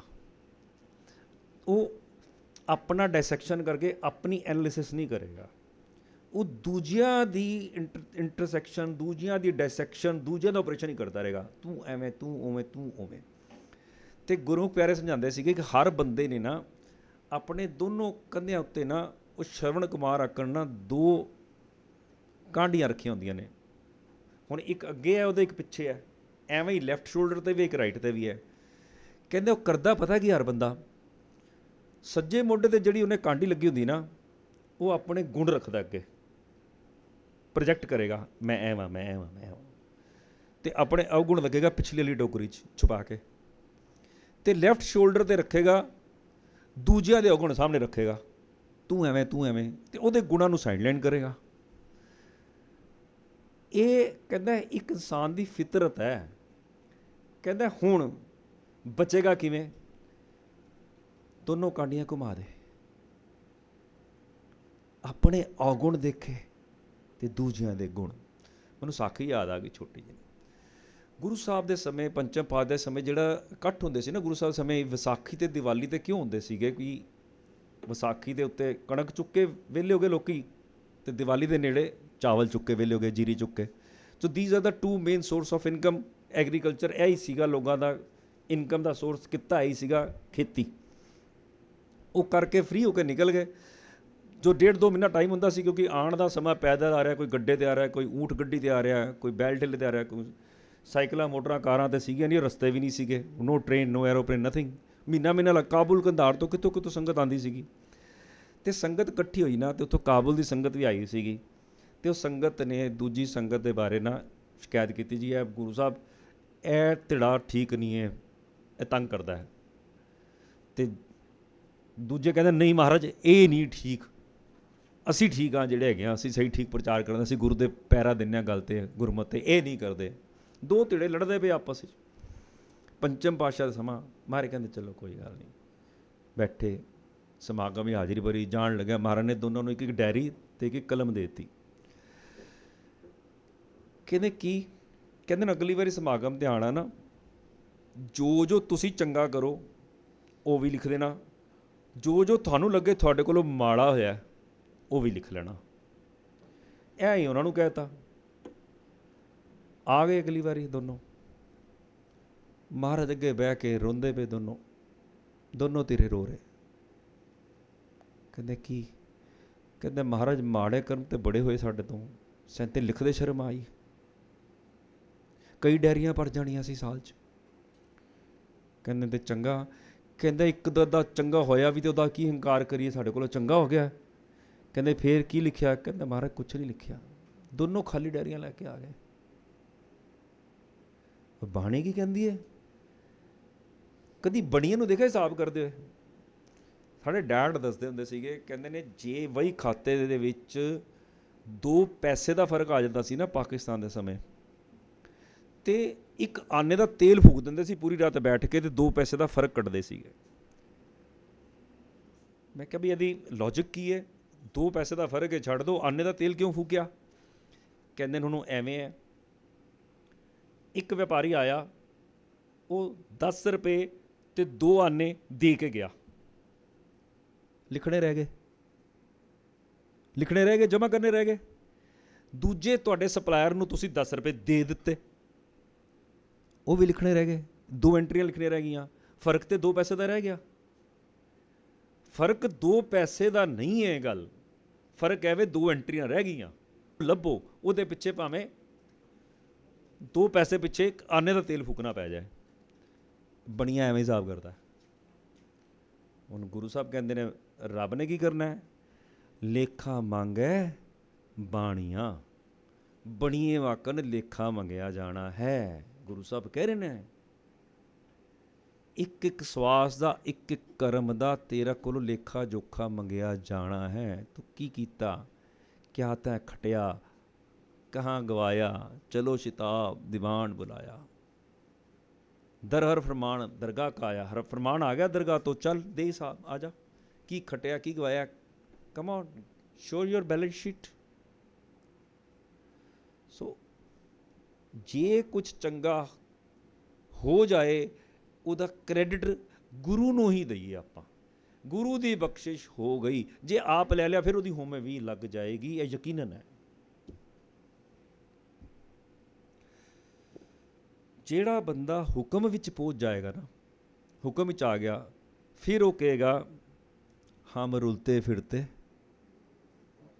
ਬਸ ਉਸ ਤੋਂ ਪਹਿਲੇ ਨਹੀਂ ਕਹਿ ਸਕਦਾ, ਕਿਉਂਕਿ ਉਹਨੂੰ ਸਮਝ ਆਏਗੀ ਮੈਂ ਰੁਲਤਾ ਫਿਰਤਾ ਕਦੋਂ ਸੀਗਾ, ਜਦੋਂ ਮੈਂ ਹੋਮੇ ਸੀਗਾ। ਉਹਨੂੰ ਆਪਣੀ ਹੋਮੇ ਦੀ ਪ੍ਰੋਬਲਮ ਆਇਡੈਂਟੀਫਾਈ ਹੋ ਗਈ ਕਿ ਮੈਂ ਐ ਰੁਲਦਾ ਫਿਰਦਾ ਸੀ ਜਦੋਂ ਮੈਂ ਹੋਮੇ ਸੀਗਾ। Nobody used to care about me, ਕੋਈ ਬਾਤ ਨਾ ਪੁੱਛਤਾ। ਪਰ ਜਦੋਂ ਮੈਂ ਸ਼ਬਦ ਗੁਰੂ ਦੀ ਸੰਗਤ ਕਰਕੇ ਆਪਣਾ ਹੋਮੇ ਵਾਲੇ ਮਨ ਨੂੰ ਪਲਟ ਲਿਆ ਤੇ ਹੁਕਮ ਵਿੱਚ ਆ ਗਿਆ, ਗੁਰ ਸਤਿਗੁਰ ਸੰਗ ਕੀਰੇ, ਮੇਰੇ ਵਰਗੇ ਨਿੱਕੇ ਕੀੜੇ ਨੂੰ ਵੀ ਗੁਰੂ ਨੇ ਨਿਵਾਜ ਦਿੱਤਾ ਸ਼ਬਦ ਗੁਰੂ ਦੀ ਅੰਬਰੇਲਾ ਹੇਠਾਂ ਲੈ ਕੇ। ਪਰ ਜਿਹੜਾ ਦੂਜੇ ਪਾਸੇ ਹੋਮੇ ਵਾਲਾ ਬੰਦਾ ਨਾ, ਬਾਣੀ ਕਹਿੰਦੀ ਉਹ ਕੀ ਕਹੇਗਾ, ਹਮ ਕੀਆ ਹਮ ਕरेंगे, ਵੀ ਮੈਂ ਹੀ ਕੀਤਾ, ਮੈਂ ਹੀ ਕਰਦਾ ਸੀਗਾ। ਫਿਰ ਮਹਾਰਾਜ ਨੂੰ ਡਿਗਰੀ ਦਿੰਦੇ ਨੇ, ਹਮ ਮੂਰਖ ਗਵਾਰ, ਜੇ ਕਰਕੇ ਕਹਿ ਰਿਹਾ ਤੇ ਫਿਰ ਤੇ ਮੂਰਖ ਤੇ ਗਵਾਰ ਹੋ ਗਿਆ। ਬੋ ਕਰਮ ਕਮਾਵੈ ਲੋਭ ਮੋਹ ਵਿਆਪੇ, ਹੋਮੈ ਕਦੇ ਨਾ ਚੁੱਕੈ ਫੇਰੀ, ਨਾਨਕ ਆਪ ਕਰਾਏ ਕਰਤਾ, ਜੋ ਤਿਸ ਭਾਵੈ ਸਾਈ ਗੱਲ ਚੰਗੇਰੀ। ਜੇ ਸਾਰਾ ਕੁਝ ਕਰਕੇ ਕ੍ਰੈਡਿਟ ਗੁਰੂ ਤੇ ਛੱਡਿਆ ਤਾਂ ਹੀ ਗੱਲ ਬਣਦੀ ਏ, ਨਹੀਂ ਤੇ ਨਹੀਂ। ਹੋਮੇ ਵਾਲਾ ਬੰਦਾ ਪ੍ਰੇਮ ਵਿੱਚ ਆਏਗਾ, ਪ੍ਰੇਮ ਵਿੱਚ, ਹੋਮੇ ਤੋਂ ਛੁੱਟ ਬੰਦਾ ਪ੍ਰੇਮ ਵਿੱਚ ਆਏਗਾ, ਹੁਕਮ ਵਾਲਾ ਪ੍ਰੇਮੀ ਹੋਏਗਾ। ਹੋਮੇ ਵਾਲਾ ਕਹਿੰਦੇ ਨਾ, ਦਸਮ ਪਾਤਸ਼ਾਹ ਦਾ ਦਰਬਾਰ ਲੱਗਾ ਸੀਗਾ ਤੇ ਆ ਕੇ ਸੰਗਤ ਚੋਂ ਕਹਿੰਦੇ ਨੇ ਮਹਾਰਾਜ ਕਈ ਬੰਦੇ ਆ ਕੇ ਸੰਗਤ ਦੀ ਬਹੁਤ ਤੰਗ ਕਰਦੇ ਨੇ, ਕਈ ਬੜੇ ਚੰਗੇ ਹੁੰਦੇ ਨੇ, ਕਈ ਹੁੰਦੇ ਨੇ। ਮਹਾਰਾਜ ਕਹਿੰਦੇ ਅੱਛਾ ਜਾਓ 3 ਜੱਗ ਪਾਣੀ ਲਿਆਓ। ਪਾਣੀ ਲਿਆਏ। ਕਹਿੰਦੇ ਨੇ ਇੱਕ ਵਿੱਚ ਨਾ ਮਿੱਟੀ ਪਾ ਦਿਓ, ਕਹਿੰਦੇ ਇੱਕ ਵਿੱਚ ਨਾ ਪੱਥਰ ਪਾ ਦਿਓ, ਕਹਿੰਦੇ ਇੱਕ ਵਿੱਚ ਪਤਾਸੇ ਪਾ ਦਿਓ। ਕਹਿੰਦੇ ਹੁਣ ਕੀ ਹੋਇਆ? ਕਹਿੰਦੇ ਪਤਾਸੇ ਵਾਲਾ ਛੱਕ ਜਾਓ। ਕੀ ਹੋਇਆ? ਕਹਿੰਦੇ ਮਹਾਰਾਜ ਤਰਾਵਟ ਆ ਗਈ, ਆਨੰਦ ਆ ਗਿਆ, ਐਨਰਜੀ ਆ ਗਈ ਇੱਕਦਮ, ਸ਼ੂਗਰ ਚਲੀ ਗਈ ਅੰਦਰ, ਐਨਰਜੀ ਆ ਗਈ, ਨਾਲੇ ਠੰਡਾ ਹੋ ਗਿਆ ਪਤਾਸਿਆਂ ਨਾਲ ਬੜਾ। ਕਹਿੰਦੇ ਨੇ ਦੂਜੇ ਜੱਗ 'ਚ ਹੱਥ ਪਾ। ਕਹਿੰਦੇ ਮਹਾਰਾਜ ਦੇ ਕਿੱਚੜ ਨਾਲ ਲਿਬੜ ਗਏ ਹੱਥ। ਕਹਿੰਦੇ ਨੇ ਅੱਛਾ ਧੋ ਲੈ। ਤੀਜਾ ਕਹਿੰਦੇ ਨੇ ਮਹਾਰਾਜ ਪੱਥਰ ਹੈ। ਕਹਿੰਦੇ ਨੇ ਕੀ? ਤੋੜ ਇਹਨੂੰ। ਕਹਿੰਦੇ ਮਹਾਰਾਜ ਬਾਹਰੋਂ ਗਿੱਲਾ ਹੈ। ਤੋੜਿਆ। ਕਹਿੰਦੇ ਅੰਦਰੋਂ ਤਾਂ ਸੁੱਕਾ ਹੈ। ਕਹਿੰਦੇ ਬਸ ਸੰਗਤ 'ਚ ਆਉਣ ਵਾਲੇ ਬੰਦੇ ਵੀ 3 ਹੀ ਨੇ, ਕਈ ਤੇ ਪਤਾਸੇ ਵਾਕਣ ਠੰਡ ਤੇ ਮਿਠਾਸ ਘੋਲ ਕੇ ਜਾਣਗੇ, ਆਪ ਵੀ ਆਨੰਦ ਜਾਣਗੇ, ਦੂਜੇ ਨੂੰ ਦੇਣਗੇ। ਕਈ ਵੱਟੇ ਵਾਕਣ ਬਾਹਰੋਂ ਥੋੜ੍ਹੇ ਜਿਹੇ ਗਿੱਲੇ ਹੋਏ, ਥੋੜ੍ਹੀ ਦੇਰ ਅੰਦਰੋਂ ਉਹੀ ਦੇ ਉਹੀ ਨੇ, ਕੁਛ ਨਹੀਂ ਲੈ ਗਏ। ਤੇ ਤੀਜੇ ਕਹਿੰਦੇ ਨੇ ਆ ਕੇ ਨਾ ਗਾਰਾ ਪਾ ਕੇ ਜਾਣਗੇ, ਆਪ ਵੀ ਕਿਚੜੀ 'ਚ ਨੇ ਹੋਮੇ ਫਸੇ, ਦੂਜੇ ਨੂੰ ਵੀ ਕੁਝ ਨਾ ਕੁਝ ਕਰਕੇ ਜਾਣਗੇ। ਉਹ ਕਈ ਬੰਦੇ ਦੇਖੇ ਮੈਂ ਦੂਜੇ ਦੀ ਡਰੈਸਿੰਗ ਸੈਂਸ ਹੀ ਦੇਖਦੇ ਰਹਿ ਜਾਂਦੇ ਨੇ, ਸੂਟ ਹੀ ਦੇਖਦੇ ਰਹਿ ਜਾਂਦੇ ਨੇ, ਕੀ ਪਾਇਆ ਕੀ ਨਹੀਂ ਪਾਇਆ। ਹੁਣ ਇੱਥੇ ਅਟਰੈਕਸ਼ਨ ਪਾਈ, ਦਰਬਾਰ ਸਾਹਿਬ ਵੀ ਜਾਓ, ਇੰਨਾ ਸੋਨਾ, ਇੰਨੇ ਵਧੀਆ ਰੁਮਾਲੇ ਸਾਹਿਬ। ਇਹ ਦੇਖਣਾ ਵੀ ਅਸੀਂ ਇੱਥੋਂ ਡਿਸਟਰੈਕਟ ਹੋ ਰਿਹਾ ਜਾਂ ਮਹਾਰਾਜ ਦੇ ਅੰਦਰ ਜਾ ਕੇ ਸ਼ਬਦ ਨਾਲ ਜੁੜ ਗਏ। ਕੀਰਤਨੀਆਂ ਨੇ ਸ਼ਬਦ ਕਿਹੜਾ ਗਾਇਨ ਕੀਤਾ? ਦਸਮ ਪਾਤਸ਼ਾਹ ਦੇ ਸਮੇਂ ਨਾ ਇੱਕ ਕੀਰਤਨੀਆ ਕੀਰਤਨ ਕਰ ਰਿਹਾ ਸੀਗਾ, ਮੇਰੇ ਕੋਲ ਸ਼ਾਇਦ ਉਹ ਕਿਹੜੇ ਸੀਗੇ ਜਿਨ੍ਹਾਂ ਨੇ ਕਿਹਾ ਸੀ ਫਿੱਟੇ ਮੂੰਹ ਤੇ ਤੁਰ ਫਿੱਟੇ ਮੂੰਹ, ਕੀ ਨਾਂ ਸੀ ਉਹਨਾਂ ਦਾ ਹਿਸਟਰੀ 'ਚ ਮੈਂ ਭੁੱਲ ਗਿਆ। ਭਾਈ ਸੁਥਰਾ ਜੀ, ਹਾਂ ਕਿੰਨੇ ਸਾਹਿਬ ਪਾਤਸ਼ਾਹ ਦੀ ਗੱਲ ਹੈ? 6ਵੇਂ ਪਾਤਸ਼ਾਹ ਦੀ। ਉਹ ਨਾ ਬੈਠੇ 6ਵੇਂ ਪਾਤਸ਼ਾਹ ਦਰਬਾਰ ਹੀ, ਭਾਈ ਸੁਥਰਾ ਜੀ ਉੱਠੇ, ਕਹਿੰਦੇ ਫਿੱਟੇ ਮੂੰਹ ਤੁਰ ਫਿੱਟੇ ਮੂੰਹ ਭੱਗ ਗਏ।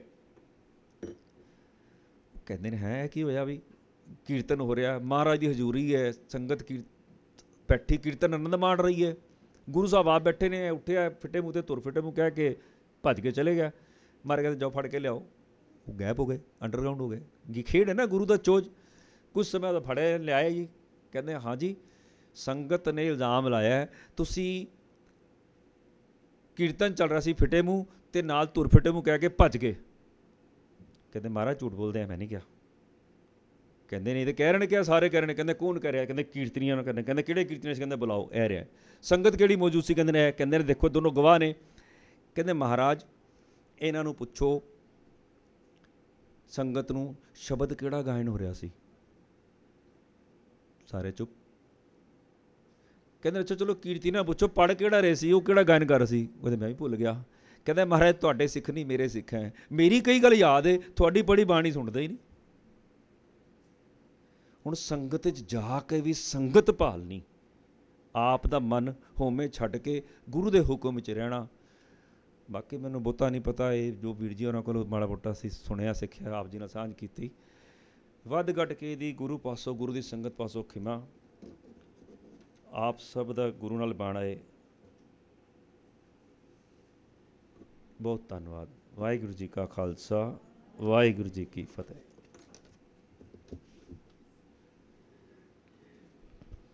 ਬਹੁਤ ਬਹੁਤ ਧੰਨਵਾਦ ਵੀਰ ਅਰਵਿੰਦਰ ਸਿੰਘ ਜੀ ਦਾ, ਜਿਨ੍ਹਾਂ ਨੇ ਇਸ ਵਿਸ਼ੇ ਨੂੰ ਹਉਮੈ ਤੋਂ ਹੁਕਮ ਤੱਕ, ਇਹ ਸਾਡੀ ਜ਼ਿੰਦਗੀ ਦਾ ਆਪਣਾ ਤਜਰਬਾ ਹੈ।